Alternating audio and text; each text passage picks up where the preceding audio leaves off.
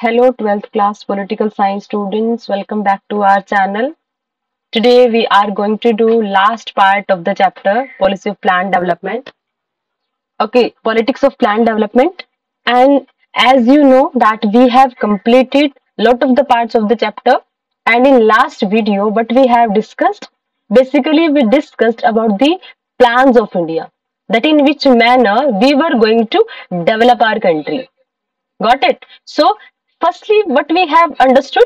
We have understood that because of the growth of the country, it was required. If we wanted to grow the country, it was very much required to be self-independent, especially in the aspect of agriculture. Right? Along with that, we have also discussed that which thing was focused area? That the focused area was the constructional work also. Right? As we have invested in dams also, right? In dams, what was the basic reason behind the construction of dam? Because of the irrigation facility, right? Because India was that country, and in today's time also we are able to see that lot of the people are depending on agriculture only.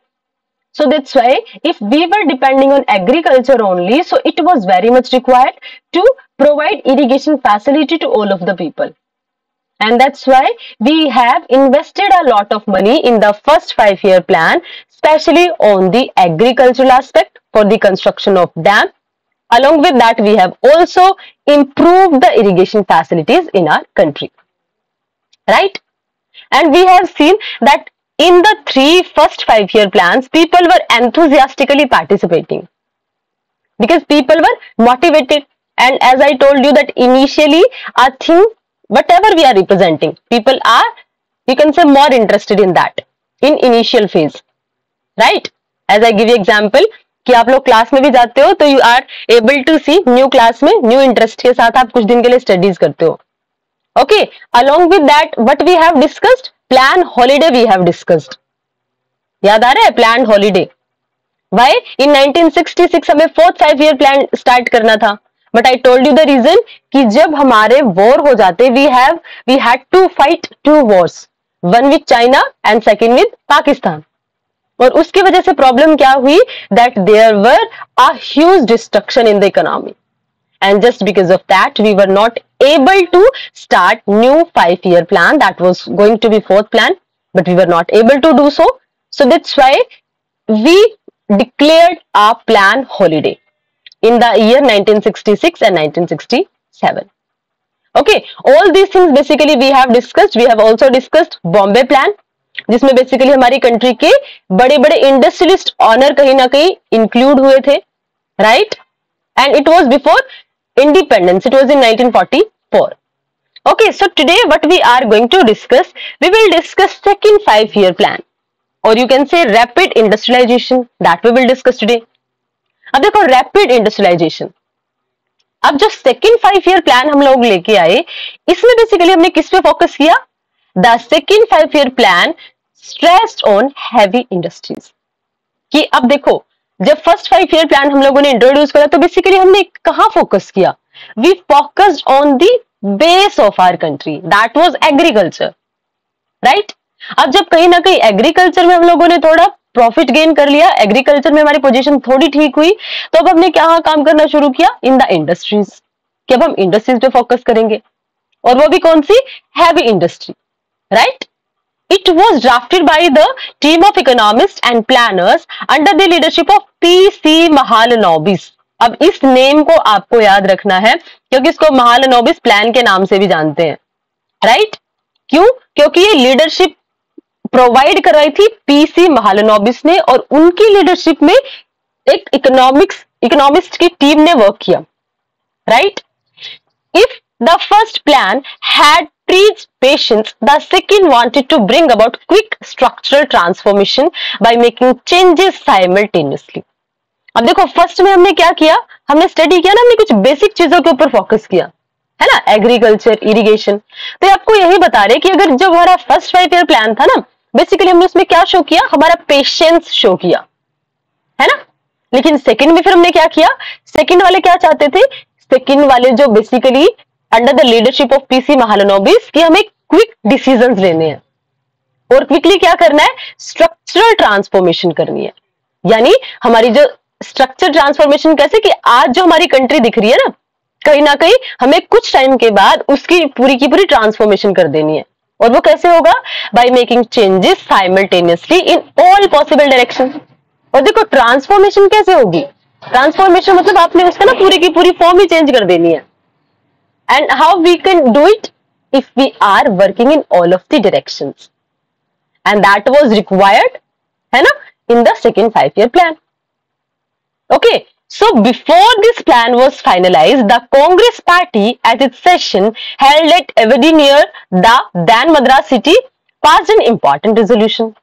अब देखो जब ये plan अगर take place होता, ये finally present होता, उससे पहले क्या हो गया, कांग्रेस का एक सेशन हो गया। और वो कहां पर हुआ, Avadi, that was near Madras city, that time of Madras city, passed an important resolution। अब कांग्रेस ने क्या कर दिया, एक इंपॉर्टेंट रेजोल्यूशन पास कर दिया। अब यहां देखो ये क्या, और इस रेजोल्यूशन में क्या प्रेजेंट किया, it declared that socialist pattern of society was its goal. अब देखो प्रॉब्लम यहीं से अराइज होगी, क्यों अराइज होगी, क्योंकि जब आप सोशलिस्ट पैटर्न की बात करते हो तो आप इंडस्ट्रियलाइजेशन पर इतना ज्यादा फोकस कर ही नहीं सकते। क्यों नहीं करोगे, because socialist economy, socialist pattern of society किसके ऊपर फोकस्ड होता है, कि जहां पे मीन्स ऑफ प्रोडक्शन डिवाइड हो इक्वली बेसिकली, या फिर आप कंसीडर कर सकते हो स्टेट का कंट्रोल हो। बट जब आप बड़ी बड़ी इंडस्ट्रीज को लगाने की बात कर रहे थे, हैवी इंडस्ट्रीज को लगाने की बात कर रहे थे, तो it was slightly tilted toward the capitalism. Getting my point, in the last class we have discussed in detail capitalist, socialist, all these ideologies. तो अब देखो अगर हमारी कंट्री में क्या होना था, ये 5-year plan, second 5-year plan finalise होना था, बट उससे पहले क्या हो गया, एक सेशन हो गया कांग्रेस का, और उसमें कांग्रेस ने क्या डिक्लेयर कर दिया कि जो हमारा प्लान है, हमारा गोल है, वो क्या है, socialist pattern of the society, कि हम सोसाइटी में कैसा पैटर्न एस्टैब्लिश करेंगे, सोशलिस्ट पैटर्न एस्टैब्लिश करेंगे। और सोशलिस्ट का मतलब वही कि जहां पे मीन्स ऑफ प्रोडक्शन पे स्टेट का कंट्रोल होगा, स्टेट का कंट्रोल होगा तो इंडिविजुअलिज्म को ज्यादा इंपॉर्टेंस देगा ही नहीं, और जब इंडिविजुअलिज्म को इंपॉर्टेंस नहीं मिलेगा, then who will invest in the economy, who will invest in the industry, क्योंकि कंट्री की कंडीशन तो खराब है अभी, राइट। अभी आपको ऐसे पर्संस की रिक्वायरमेंट है जो इकोनॉमी को बूस्ट अप करें, जो उसमें इन्वेस्ट कर सकें, राइट। इसीलिए जब ये कहीं ना कहीं सोशलिस्ट पैटर्न हम लोगों ने अपना गोल डिसाइड कर दिया ना, तो इसकी वजह से कहीं ना कहीं क्या हुआ, थोड़ी प्रॉब्लम अराइज हुई, राइट। अब देखो this was reflected in the second plan, और ये जो चीजें थी ना कि हमारा सोशलिस्ट प्लान कैसा होगा, ये हमारी सेकंड 5-year प्लान में दिखा भी कैसे, the government impose substantial tariffs on imports in order to product domestic industries. अब देखो क्या किया हमने, देखो अब हमने बोला कि हम सोशलिस्ट प्लान, सोशलिस्ट पैटर्न हम कंट्री में इंप्लीमेंट करेंगे। अगर वो सोशलिस्ट पैटर्न हमको इंप्लीमेंट करना था तो उसके लिए क्या करना था, देखो means of production they should be controlled by the state, that is the basic identification of socialist state. और अगर ऐसा करना था तो देखो जब स्टेट हर चीज का ध्यान रख रहा है तो स्टेट ये भी चेक करेगा कि वहां पे क्या प्रोडक्शन हो रहा है, स्टेट ये भी चेक करेगा कि क्या इंपोर्ट हो रहा है, स्टेट ये भी चेक करेगा कि क्या एक्सपोर्ट हो रहा है। और इसीलिए हमारी कंट्री ने क्या किया सेकेंड 5-year प्लान्स में, कि हमने जो इंपोर्ट्स थे ना उसके ऊपर टैरिफ्स लगाना शुरू कर दिए। मतलब टैरिफ का मतलब एक टाइप से टैक्सेस, और जब टैक्सेस लगेंगे तो इसका मतलब क्या होगा, इसका मतलब ये होगा कि जब टैरिफ्स लगेंगे ना तो जो इंपोर्टेड गुड्स होंगी जिनको आपने फॉरेन कंट्री से मंगवाया है, their prices will be rising, क्योंकि देखो कुछ तो वो दूसरी कंट्री से आई है ना, ऑलरेडी यहां तक आते आते उनका कुछ प्राइस हाई हो जाता है, और फिर गवर्नमेंट ने क्या कर दिया, उनके ऊपर टैरिफ्स इंपोज करने शुरू कर दिए।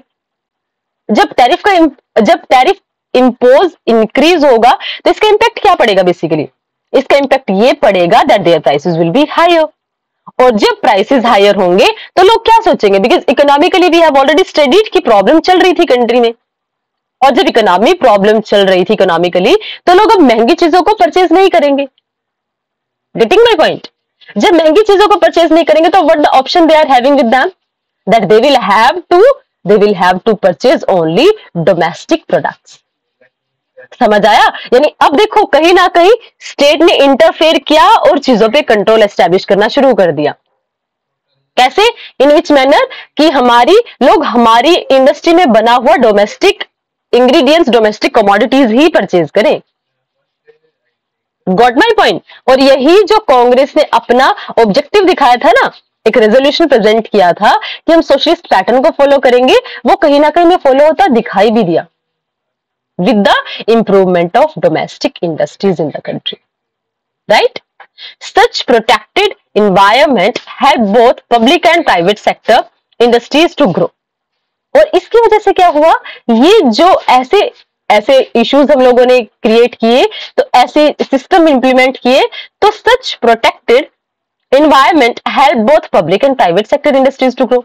इसकी वजह से अब हमारी कंट्री को देखो बेनिफिट क्या मिला, हमारी कंट्री को बेनिफिट ये मिला कि जो भी इंडस्ट्री चाहे वो डोमेस्टिकली हम लोगों ने लगाई, तो हमारे पब्लिक और प्राइवेट सेक्टर दोनों ग्रो करना शुरू हो गए। क्यों? क्योंकि लोगों ने बाहर से इंपोर्टेड चीजों को खरीदना बंद कर दिया, राइट?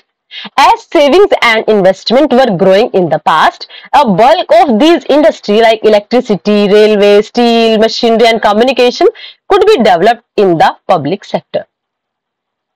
इसीलिए क्या हुआ, इसी वजह से जब हमने अपनी चीजें परचेज करनी शुरू की, तो अब देखो इसका इंपैक्ट क्या पड़ेगा, the economy will be increasing और विल बी रिवाइविंग, है ना? रिवाइवल होगा इकोनॉमी का भी।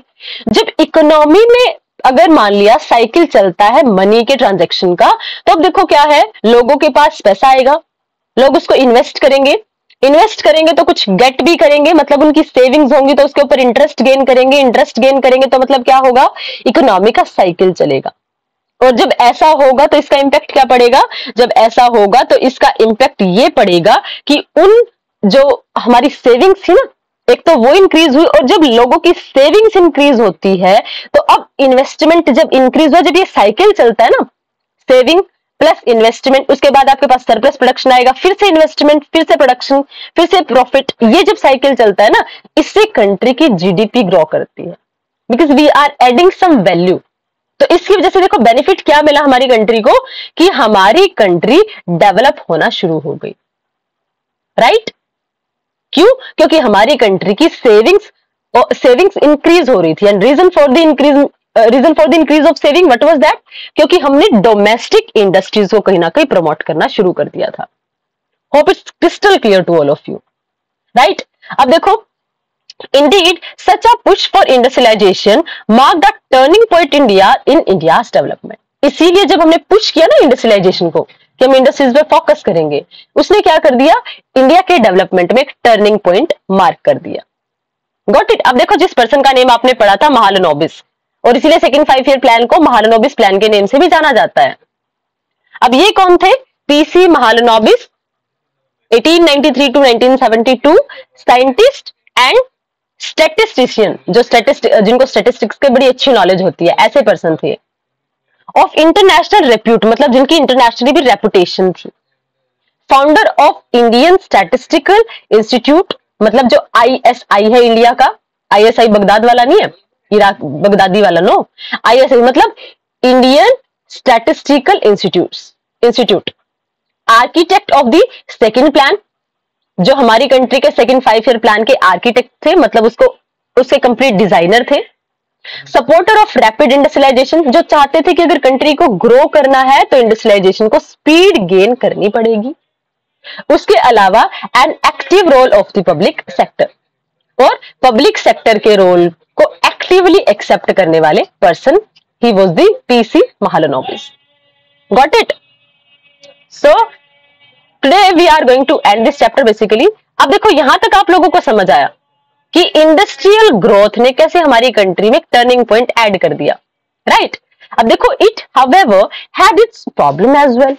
लेकिन अब देखो, हमारी इंडस्ट्री ग्रो तो कर गई, लेकिन कोई भी चीज जब ग्रो हो रही थी उसके साथ अपनी कुछ शॉर्टकमिंग्स होती, अपनी प्रॉब्लम्स होती हैं। वो कैसी प्रॉब्लम्स थी? India was technologically backward. अब देखो, हमने ये तो बोल दिया कि हम इंडस्ट्रीज को बूस्ट अप करेंगे, ये करेंगे, वो करेंगे, इंडस्ट्री हम लगा भी रहे हैं, बट जो हमारी इंडस्ट्रीज थी ना, उसमें टेक्नोलॉजिकली हम लोग बैकवर्ड थे। राइट, समझ आया? मतलब इंडस्ट्री हमारी इतनी ज्यादा टेक्नोलॉजिकली एडवांस नहीं थी। So it had to spend precious foreign exchange to buy technology from the global market. इसीलिए हमें क्या करना पड़ा, इसीलिए हमें स्पेंड करनी पड़ी अपनी फॉरेन एक्सचेंज, किसके लिए? To buy technology from the global market. ताकि हम, अब देखो, अब जो हमारी सेविंग्स थी वो हमने किसके लिए खर्च कर दी? अपने फॉरेन एक्सचेंज को हम लोगों ने खर्च कर दिया टेक्नोलॉजी को परचेज करने के लिए ग्लोबल मार्केट से, क्योंकि हमारे पास टेक्नोलॉजी थी नहीं, है ना? तो देखो कहीं ना कहीं, अब देखो क्या हमें उतना बेनिफिट हो पा रहा था? हमने इंडस्ट्रीज तो लगा दी, बट उस इंडस्ट्रीज में जो मशीन्स और ये सारी चीजें वर्क करेंगी, उसकी टेक्नोलॉजी हमारे पास नहीं है। तो जो मनी, जो सेविंग्स हम लोग कर पा रहे थे, that was invested on that technological advancement. मतलब उन मशीन्स की परचेजिंग में वो टेक्नोलॉजी यूज हो रही थी। That apart as industry attract more investment than agriculture. और लेकिन उसके अलावा क्या हो रहा था? इंडस्ट्रीज ने ज्यादा, कहीं ना ज्यादा लोगों को अट्रैक्ट किया, ज्यादा इन्वेस्टमेंट को अट्रैक्ट किया एग्रीकल्चर की कंपैरिजन में। क्यों? क्योंकि देखो सारी की सारी जो फॉरेन कंट्रीज, इनको दिख रहा था कि यहाँ पे पॉसिबिलिटी बहुत ज्यादा है, और मैन पावर कैसी है? मैन पावर भी अबंडेंट क्वांटिटी में है और चीप रेट्स पर मिलेगी।